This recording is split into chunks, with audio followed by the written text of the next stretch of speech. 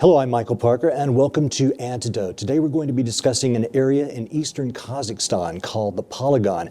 The Polygon has the unfortunate distinction of being a place with several hundred nuclear blasts. It was also unfortunately surrounded by some small villages, which are going to be the focus of the documentary that we will be discussing today. Joining us in the studio today are filmmakers Kimberley Hawryluk and Scott Chrisman, and welcome. Hi, thank you for having us. You guys, I've seen the film a few times now, The Polygon. It's beautiful, it's powerful, it's very heavy. For our viewers, I'm hoping that we can kind of start off by you guys bringing them up to speed a little bit on what the Polygon is, was, and why it came about. Okay.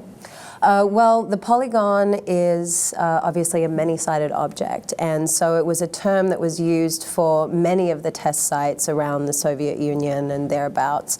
By the locals, mostly. Right. The locals gave it that name. Okay. Right, so this is the Semipalatinsk polygon, and yeah, it's the phrase used for the test site in general. And this particular test site was only 18 miles from the local villages. So at that time, you know, the Kazakhs were probably deemed second-class citizens, and they felt that they didn't really need to be advised as to what was happening there. And the polygon was home to over 400 detonations. So there was probably about 600 odd detonations in total, but some of those detonations were multiple. So yeah, the numbers are a little sketchy, but these people in the villages, they were witnessing all of these amazing above ground detonations and thinking, oh my goodness, like this is amazing. They had no idea that those mushroom clouds were raining radioactive fallout all over them. So it wasn't for a few years before they started really recognizing what was happening. And you know, at that time it was the Soviet regime and nobody could speak and or speak out, you know, in public. So there was kind of murmurings of what was going on, and people were starting to get sick, and there were never any incidences of cancer prior to this. But all of a sudden people were dying, and so it affected 1.5 million people, and this was at the time a very, very secretive time, of course, so the rest of the world didn't know what was going on. So the site ran from 1949 to 1989? That's correct, yeah. The last test was 1986, which is just like yesterday. I actually passed through that area on a train trip with my parents, and I remember we went through Siberia and then into Russia, and I remember in the middle of the night we had to get off the train, and there's all these Soviet, you know, military guards, and they searched every inch of our cabins and everything, and I remember at the time thinking, wow, what's going on here? This is, I mean, obviously it was still Soviet times, but we were very close to that test site. And of course, at the time, I had no idea that years later I'd be back there remembering that in '86, which was the year of the last test, that, you know, we'd passed through there, so.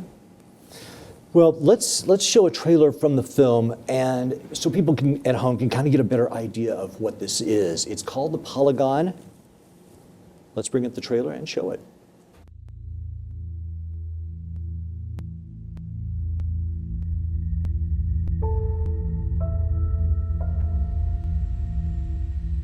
Әр адам тағдыры бар ғой. Менің тағдырыма осы полигон аймағында туып жазылса, мен де өзімді ойлаймын, осыны дүниеге тегін келген жоқпын.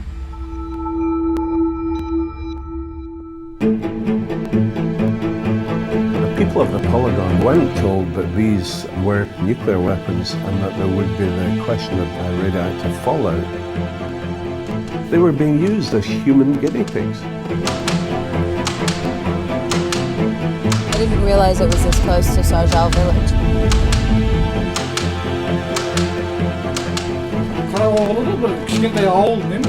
Ой, все это от этих испытаний. Вот они, сволочи, сидят.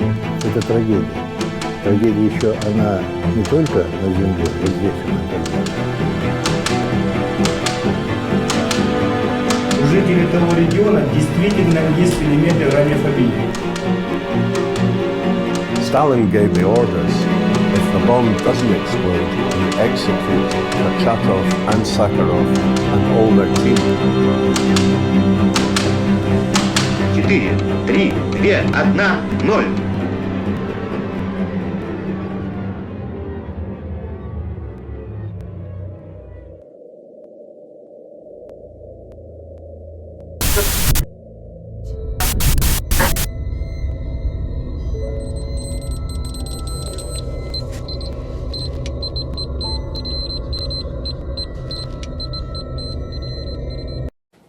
We've been watching a clip from the Polygon.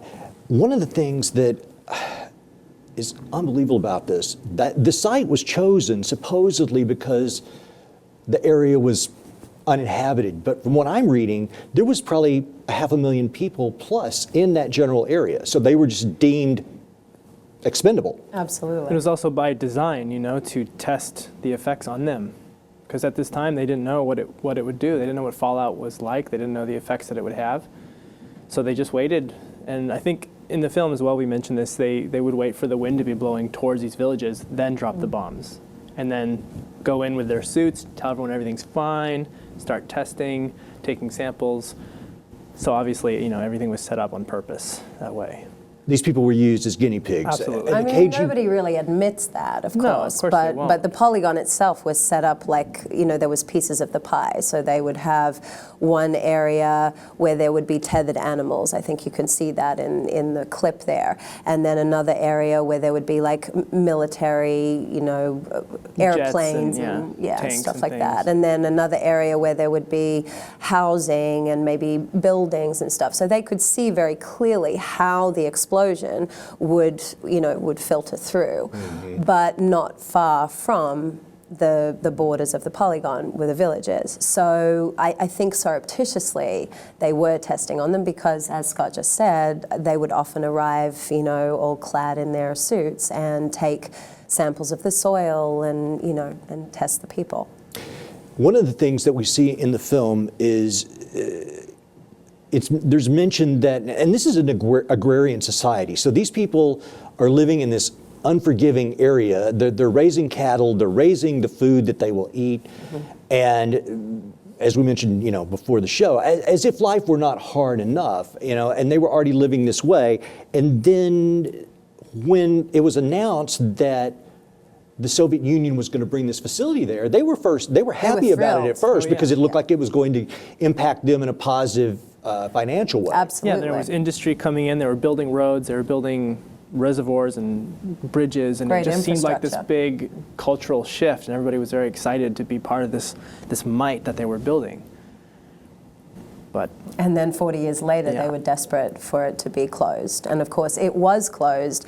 And that, you know, you would imagine like the thrill that they had knowing that this thing that was causing so many problems for them was now closed, but that was kind of just the beginning of like another 20 years of issues that still have not been resolved, because at that time then Kazakhstan became independent. It's a very wealthy country now, but at that time it was not. So the people who, you know, were affected by the testing were given a one-off payment of what, $200 per person, and you know, at that time that was all they could afford.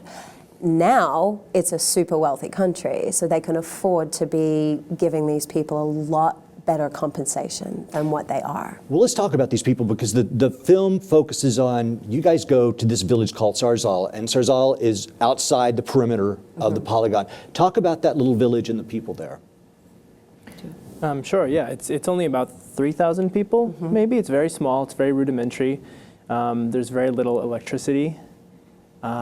Sanitation, there's really no plumbing to speak of. And they're kind of still living the way they were quite a long time ago. One of the coolest things about it when we were there is that everybody, even in this very sort of desperate situation, everybody puts a lot of attention and energy into their school. There's this one school, and that's where everybody puts their resources. And that was really cool. And they're beautiful people. They're very well educated. They understand the power of that, of educating the younger generation. And that's their dream as well. That's what I took away from it. They look at their children as, look, this is how we will move forward. I mean, these kids, the closing scene, you know, he's talking about his grandson, I believe. Yeah. And No, I felt that. And another thing that I felt about the people just watching them, when you guys are talking to them, you know, even for these dire circumstances and the horrible things that have been done to them, they're still hopeful. Yeah, yeah, and they're not. I mean, some people are angry. They could be a lot angrier, but the reality is life is difficult there. So they just kind of have to get on with it. And, you know, Bolat, who is kind of our main guy in the film, he's so zen about everything. He's very sage in his thinking. And I think he understands forgiveness, and he understands that that was then, and we have to look to the future, and we have to change things for this generation because they're the ones that are going to be in charge. And we need to put our energy into that. And we can't think too much about the past. We have to move forward, which is a really beautiful way of thinking, of course. But yeah, I mean, it's the sort of village where it's very small. The graveyard is bigger. In most of these villages now, the graveyards are bigger than the villages themselves. And there's been a lot of heartache. You know, they don't grow a lot of their own food because they're still not sure. There's all sorts of mapping been done, like, yeah, this is safe. Oh, well, we're not sure. We need to send more people to survey this area. And so they never really get clarity on any of that. So they're not sure what to do. They try to bring food in, but there's no shops to speak of. There's no banks. There's no restaurants. It's like everything happens within their, you know, very modest homes.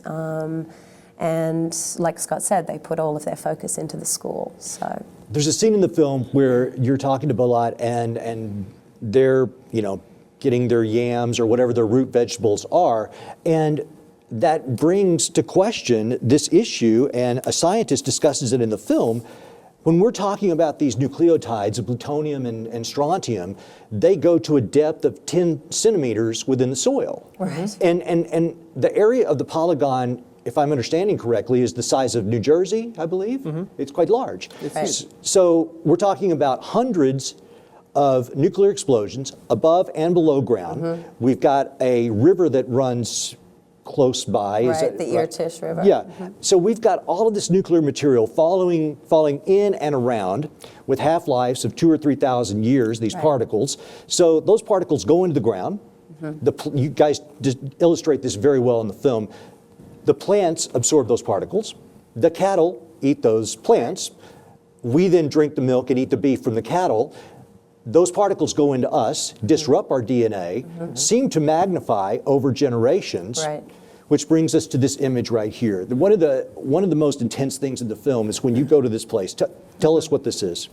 Well, this is one of the craters from, there was 2 explosions. There's this crater and then there's another crater not far from it. And this was one of the above ground tests. So this is what's left. As you can see, it's massive. Yeah, and there's no fence. There's no like danger, do not enter. You know, it's just there. And you know, it didn't take us too long to get there. I think it was what, about a half-hour drive from Sarzhal? Yeah, it was a half-hour drive. We just got in the car and drove there. There was no checkpoints, nothing. And I mean, it's breathtaking when you look at it. For a long time, they were taking their cattle there. The cattle would drink that water that you're seeing, and they would then eat that or drink the milk, like you said. And there's a story as well about the young girl who was on it was like a field trip for her class, and the driver was like, oh, that's weird, I haven't actually seen that lake before. And they all got out and they swam. And I think she was the one that mentions like another above ground explosion, and they're all just like, you know, standing there laughing, thinking, what is all of this, you know, kind of raining down on us? And it wasn't until later that, you know, they all started to get sick, and every one of those students, there was 30 of them, they all died, you know, prior to age 30.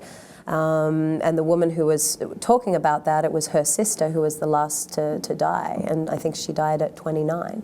So, you know, I mean, it's just amazing to think that there's no restrictions on places like this. And when you go there, your guide, Bolat, I mean, at one point he tells you, like, listen, we cannot stay here. Right. It's like, we can only be here for a few minutes. This place is so highly irradiated. He was very concerned about all of your health. And And you know what's interesting about that is that there is background radiation there, and you can, if you hold the Geiger counter up to certain rocks or what have you, they will read a lot stronger than other things. But it's hard to tell what's what and where. Like the people from the villages do not have Geiger counters. They just don't. You know, every one of them should be fixed with a Geiger counter, really. We were fortunate enough to have one and we left it with Bolat.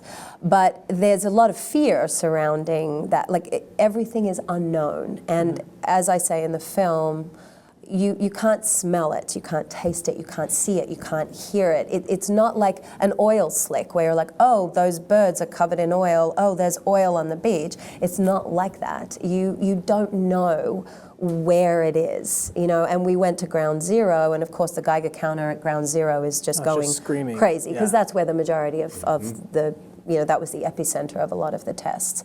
And you could see, I mean, you filmed on the ground there. It was like it was kind of this thing where the van pulled up and it was like, okay, go. And I leapt out of the van, started filming as much as I could, and I even started feeling sick within an hour. I think we were only there an hour.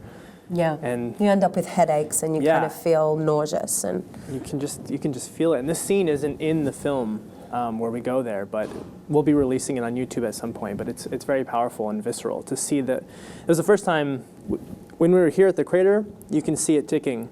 At ground zero, it's screaming. It's nonstop. Your heart starts racing because it's just going nuts. Well, we're going to have to show some disturbing images now. There's a couple of photos that, there's a scene in the film where you go somewhere, I'm assuming this is a laboratory of some sort, and to demonstrate just the horrible impact that this has had on human genetics, we have this. What? Yeah, this is the cyclops baby. So these are fetuses. This is actually at a museum in Semi. Yeah, the Anatomic Museum in Semi. Yeah. So, I mean, this was very much commonplace, apparently, you know, at that time, probably in the 60s and 70s, where there was a lot of children being born with birth defects. And I think what also happens, Struan calls it the genetic multiplier, where, you know, if one man who has been affected by radiation procreates with a woman who has also been affected, then the chances of them having a child that is affected like this is just that much stronger. So, you know, all of these were this was all swept under the carpet too. Nobody really could talk about it or wanted to talk about it. The doctors were actually told not to say anything. Say, oh, they would actually take these babies away before they could see them, before the mother could see them, and just say, oh, it didn't make it, and they wouldn't show them because they were instructed not to. And it's very difficult in terms of like the records of deaths in that area, because they would fly them out. When people would die as a result of the testing, they would fly the bodies out of there so that there was really no record of it. To destroy the bodies or to research them or to what? I'm not entirely sure, but so that they could deny issues, you know, that like, oh, there's really no effect, you know. We meet several people during the film who are living with the effects of this, and I mean, it's heartbreaking. And yet, in the last third of the film, you go to Sime, and there is a new facility being created there for oncological study, and you try to make some progress there. And listen, I mean, we could take our hat off to them for building the facility, as you mentioned, yet for these villagers, it's still 5 hours away. And do they even have vehicles? I mean, we see some burnt-out cars and things. I mean, how are they supposed to get to this facility to get the help that they need? And that's exactly the issue, is that the government's going, look, we're building all these great facilities and we're doing all this research, but they're really not doing anything out in these villages where people are still, you know, having these effects. Right. And that is the problem. That's exactly the point of the film, is that, hey, like, this isn't changing for these people, even though you're doing all this great stuff. That, I mean, truly, that is great. Like you said, it's wonderful. But they're completely ignoring the fact that there's possibly 1 million people in their country. And I think there's a lot of kind of show involved. Sure. Like Kazakhstan feels very proud about the fact that they dismantled all of their nuclear weapons when they became independent, and that was a very big deal. You know, that's a huge. While so many countries in the world are trying to accumulate them, they were like, hey, we've seen the dangers of this. We know firsthand what the issues are, so we want to get rid of them. But they've just forgotten these people in the villages where they've had, you know, the firsthand experiences and effects of all of the radiation. So it just seems very odd, like out of sight, out of mind. I think, you know, whenever they talk in Semi, it's like, hey, aren't we fantastic? We've done all of this, and yes, that's great. But why is that money not getting out here to these guys? Because as you say, they really don't have vehicles. They don't have any way of getting there. And the roads, you know, once the Soviet Union collapsed, and Kazakhstan became independent, these areas were just left. So like when you're driving these roads, all of this stuff is, like the infrastructure is left over from, you know, Soviet times. These roads haven't been touched since then. No. So you're having to drive off the pavement to get around just huge gaps in the pavement, drive along these horrible, you know, rutty roads, get back onto the road, go around another obstacle. It takes hours and hours. Yeah. Well, that reminds me, another tragedy that occurs even after they close it down, and you mentioned now they've abandoned these villages, and you guys focus on Sarzhal. I'm assuming there's quite a few many more. villages, yeah. Okay, so these people are now left. What do we do now? So many of them get into scrap iron salvage. Right. So, and you can imagine, if you're following, that, listen, surely this metal is highly irradiated, yet these people have no choice. I mean, the only thing that they can do is go into the Polygon, try to retrieve scrap metal in the form of copper or iron or whatever was left behind, and then take it to a scrap dealer who's in the little village, who then takes it to Semi, who then ships it to China. Of course. I guess where all of our stuff comes from. It's irony, absolutely, but. And I think that brings up a good point as well, the fact that, you know, this is, because you can't, it's not immediately tangible, we've all been affected by this. You know, there was over 2,000 detonations worldwide, and we are still suffering the effects. Like, we're very, very quick to blame our high cancer rates around the world on our food or the pesticides, the hormones, whatever, which are of course valid, is yeah. But there's this huge cross-section of radiation, and every time a nuke goes off, every time a power plant explodes, that stuff goes immediately into the global atmosphere, not just, we always think about it as this isolated event, but it touches everything. We just don't know it for a long time after. You mentioned that the people actually manifested the change that got this close. So in '89, there was a poet laureate of the country, and he kind of rallied everybody up to go to protest. And then Nazarbayev, who was the president of the Republic of Kazakhstan, went to the Kremlin, appealed directly to Gorbachev, and the people of the country, as you mentioned, they were all thinking that, you know, he's going to get thrown in the gulag or something. Right. But Gorbachev agreed and said, you know what, we're going to shut the place down, which they did, and then left us in this situation we were just talking about. Well, now, I mean, God bless it, it's gone, but now what do the people do? That's right. And even to this day, now we have this situation where we've got these high rates of suicide in the town, which you cover. These kids are, that part really bummed me out, because you illustrate that in the film, that, you know, even though their families are putting all their hopes on them, the kids just feel like... Well, they feel under a tremendous amount of pressure, I think, too. And a lot of the kids are looking after family members. Like, you see one of the ladies who's quite short, her niece looks after her, and now of course her niece has to go to school in Semi, and she's a wonderful, bright child, and she's doing very, very well, but she has, at a very young age, this sense of, I have to be there for my aunt, Erkesh, and, you know, and that's a very big burden to have to, you know, shoulder. Yeah. So really, you know, it boils down to the fact that their government needs to start paying attention to them, and they deserve that, you know, and there's so few people left in these villages that let's just at least give them a happy, supported existence until they depart, you know, because that's the other thing. The pension doesn't kick in until age, is it 55 or 65? 65, I believe. 65.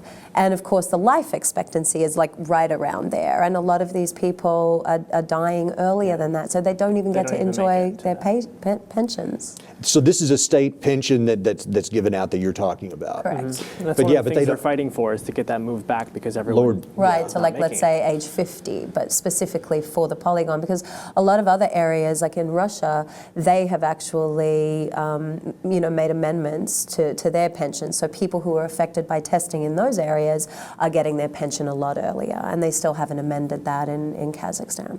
Well, you mentioned in the film, in Kazakhstan, it is not a country that I think a lot of people in the West, unfortunately, know much about. No, I And mean, I think Borat kind of brought light to it. without a doubt, that's what I was thinking of when I was watching this film. And you know, it's sad to say that, but a lot of Westerners probably only heard about Kazakhstan as a result of that film. And yet, Kazakhstan, as you mentioned in the film, I believe it's the 9th largest country in the world, Yes. with the 4th largest oil reserves. Mm-hmm. They've got minerals, they've got Got metal Gold, ores. copper, iron ore. So they have become prosperous in recent years. Yep. Their capital, Astana, which I believe we have a photo of, is quite space age looking. Yes. You Oh, mentioned that it's incredible. like a mini Dubai. Yeah. I mean, you would never Yeah. think that that's the same country as these villages. You would never think that. And Nazarbayev, their prime minister, has just been elected again, their president. So he has been running Kazakhstan since the fall of the Soviet Union, and he continues to do. Unopposed, basically. Yeah. So we're not sure what happens to the opponents, but Interesting. yeah. But the reality is he's pouring a lot of money into Kazakhstan. Pretty much every amazing building that goes up, he is a part of that. You know, he's behind that. So. Yeah, it's we kind of changed our tune from wanting to shame the government into helping these people. We kind of rephrased that. You know, we want to inspire the government to pay attention to them, and I think that's really important. You know, a lot of the bigger cities in Kazakhstan feel very European and you know, quite homogenized, and then you go out to the villages, and you know, it's kind of the last bastion of Kazakh culture, and it's a culture to be, you know, supported and nurtured, because they're dying. Well, I think you bring up a very strong point, because yes, so if you try to shame these people in power into doing what you want, that doesn't work. No. And I can understand when people want to do it out of anger, but I think you have to try to grease the wheels a little bit and get them to work with you. So I understand that. And Nazarbayev, so he's been in power since the 80s. Right. So we're going on, 90, yeah. He was in power before the fall of the Soviet Union, and naturally became president after the fall of the Soviet Union when they became independent. So People in that country seem to really like him. Seems to be very supported. I mean, Yeah. from an outsider's perspective, he seems to be supported. Well, on one hand, I mean, by going to Gorbachev and asking them to close the Polygon and getting that done, he could kind of surf that wave for a while. Absolutely. Yeah, that So was a huge you're, thing. so you're only left with the people in the villages who are not getting any help, whose voices are really not heard. yeah. Yet you're getting this, which looks like the Wizard of Oz, and is quite fantastic. And the reality is, they are in these villages. They are not connected. They're really not connected. I No, mean, they've got like one light bulb maybe per house, and some of them have a television. Some of them. yeah. But really not, yeah. But They it's don't have not like internet. everybody's connected to internet. Yeah. It's not like they have that ability to kind of go online and, you know, and get their voices heard. I don't think they really know how to go about doing that, you know. Yeah. When I was doing some research for this, I saw that there was an article that came out in November in Vice. I don't know if you guys saw it. And they were talking about, in the Polygon, it's the Djelan mountain range, I believe? The Djelan. Djelan, okay. So some of the explosions, I guess, happened under there, but also there was tunnels in which there's all this plutonium which was just left, and I guess now the United States government has spent money with the Kazakhstan government to seal up some of those tunnels because they were afraid that terrorist groups or somebody might go in there and try to retrieve just this errant plutonium we left laying around. Right. And so, I mean, it's extraordinary because on so many levels, and listen, I mean, we had the Nevada test range, but we didn't tell people to stand outside their homes and face the wind or whatever and watch the glory of our new technology. Right, but in a sense, America did too, because when you watch all of those films, like focused on the Marshall Islands and Anahuac, the military, the Navy, they're all standing there doing that. You know, it's like fighting for the country. And it's so interesting to hear the, you know, the kind of call to action and the old news footage, and it's all that might and, you know, flexing the muscle and doing it for the country and stuff. And it's just... You know what, you're right, because we had a woman on here several weeks ago who did a book on DARPA, and one of the, that's right, because one of the first chapter of the book is when they talk about some of the explosions they did in the Marshall Islands and some people that were in these bunkers. Even though they were underground, the force of these things was still so astronomical that it was horrifying. But and it's funny because when we spoke to a few people who were ex-military at that time, you know, they were in and around the test site, the Polygon itself, and working in ground zero. So for example, an explosion would happen and they would run in there when everything was still smoking, and they would retrieve the animals. And he said often they didn't even bother to put on their protective outfits because, again, it's that thing of like you can't immediately sense what's going on with the plutonium. It was still a new technology at the time too. So just like the Kazakhs driving around watching these explosions, they're cheering, and you can imagine them like eating popcorn, and it's like this spectacle. Yeah. And now it's, you know, it's such a terrible image every time you see one of these mushroom clouds going up in a film or in a documentary. It's just we know, but they now. didn't. Yeah. And it was just very exciting, and the fact that the government never said anything, like never put up signs around these craters that ended up filling up with water, like never said, hey, this is irradiated. That's crazy to me. Yeah, we heard different stories of them actually. Once those lakes, the atomic lakes, would fill up with water, they would put fish in there and encourage them to go fishing. Oh, they go swimming. We have, it's not in the film, but there's footage of people just like doing cannonballs into this water. Yeah. So what is next for the Polygon? I know that you guys are in a film festival in January, and you were also talking about making some of this episodic on YouTube for folks. Yeah, so we were just thinking, like, the whole intention of the film was to try and arm these people with information, because a lot of them actually don't even know a lot of the facts in their own country, because they don't have access to things like the internet. So we really wanted to figure out a way to give them the power and to sort of organize and go to the government, because in the film, we do go to the government and we get kind of shut down. They're kind of like, no, and that's it. We're sort of shut out of the room. So what we were thinking of doing, and I think we've started on that path, is to break the film into episodes and put that on YouTube. And then that allows us to use a lot of the footage that we have. I mean, 12 terabytes? We have so much amazing footage and all these amazing scenes. And there's so much of her interacting with them, and all these really visceral things that we weren't able to put in just for time's sake. And great interviews and other characters that don't even make it in the film that were fantastic to hear from. So we're going to be putting those online episodically over time. Excellent. Well, we are going to put links to the film. I wish you guys luck in the festivals going forward. I think it's a fantastic film. Like I say, I've seen it several times. My wife's seen it. We really liked it. And you may cry a little bit, I'll tell you that. I mean, it's not a comedy. It is not light viewing, but there is a stark beauty to it, and a message, I think. Absolutely. Too. It's really well done, you guys. I thank you for coming on board and sharing this with the audience. Thank you so much. Ladies and gentlemen, that has been the most recent version of Antidote. Please check out the Polygon. We're going to have the links below where you can watch it. And until next week, please remember, you, I, every single one of us, we are the antidote.